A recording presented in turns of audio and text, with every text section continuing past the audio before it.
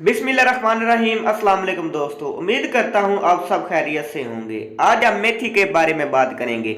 मेथी की पहचान के बारे में, मेथी के मिजाज के बारे में, मेथी के इस्तेमाल के बारे में और मेथी की मकदार खुराक के बारे में। वीडियो शुरू करने से पहले हमारे चैनल को सब्सक्राइब करें और साथ ही बेल आइकॉन को दबा दें ताकि हमारी नई आने वाली वीडियो का नोटिफिकेशन आपको मिल सके। तो चलते हैं वीडियो की जानिब। आप वीडियो एंड तक लाजमी देखा करें। मेथी की पहचान, ये एक पौधा होता है जो 1 से 2 फुट बुलंद होता है।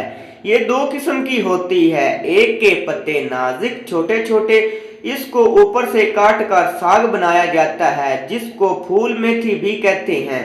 और दूसरी किस्म की मेथी का पत्ता मोटा और तना भी मोटा होता है। ये अमूमन 3 फुट बुलंद होती है। इसके फूल भी जर्द होते हैं। इसके साथ 3-4 इंच लंबी सफेद फली लगती है जिसके अंदर जर्द रंग के दानेनुमा तख्म होते हैं जिनको तुख्म मेथी भी कहा जाता है। इसकी काश्त लगभग पूरे बरसगीर में भी होती है। ये अमूमन पत्तों का साग बनाकर भी खाया जाता है जो बहुत मज़ेदार होता है।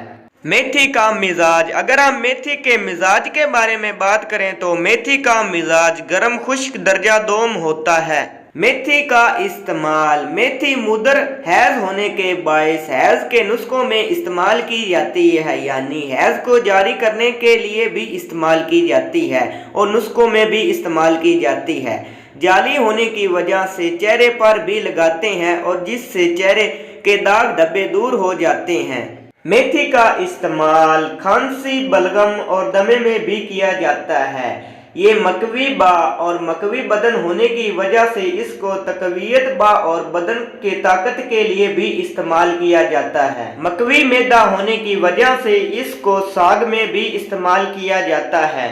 मेथी की मकदार खुराक, अगर हम मेथी की मकदार खुराक के बारे में बात करें तो खुश्क मेथी 3 से 5 माशा की मकदार में इस्तेमाल कर सकते हैं। दोस्तों, ये थी कुछ मेथी के बारे में इंफॉर्मेशन। अगर वीडियो आपको पसंद आए तो आपने से ज़रूर लाइक करना है, चैनल को सब्सक्राइब करना है और दुआओं में याद रखना है। अल्लाह हाफिज़।